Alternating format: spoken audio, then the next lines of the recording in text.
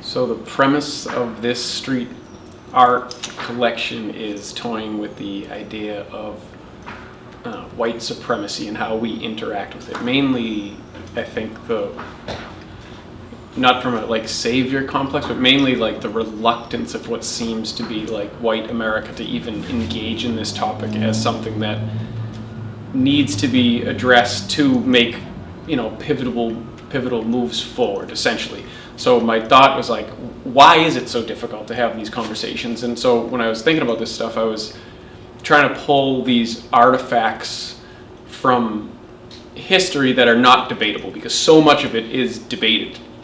So like what exists that are starting points of conversations that have no room for debate and essentially exemplify its existence, essentially. And I was like, all right, like government things, like government components, down to like branding and how marketing from corporations interact.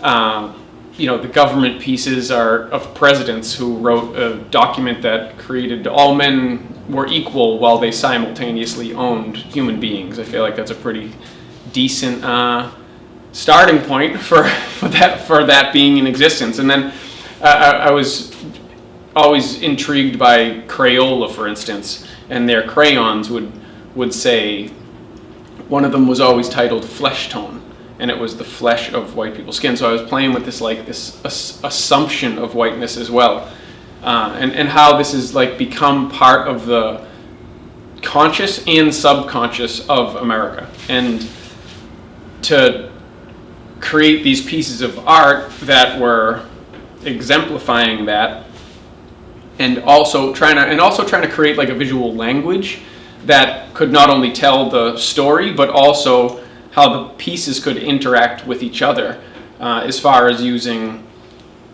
like symbiotics in the repetitive nature of certain things, whether it be the president's faces or the crayons in groups, using written word in multiple pieces, pulling from literal brands, whether it be taking the play on the word supreme, or Crayola literally being a brand that we all have kind of ingested into our psyche, and which I don't know if that plays a role with such of a resistance, but I just feel like all these components are so intriguing to create this body of work that is a series, and then taking it publicly just felt like the best and natural way to do it, because it's kind of it affects the public.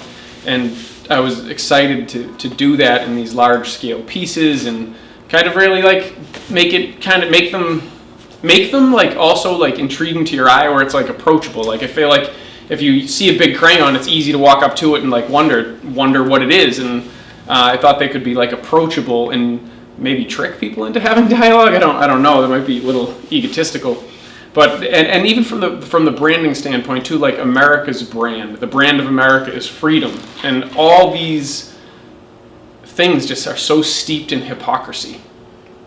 And I kind of wanted to play with all of those ideas and the symbolism of each of them. Each have symbolism. I wanted the portraits of the presidents to be from money for this, the symbolism of that, and just how we are always interacting with all these things.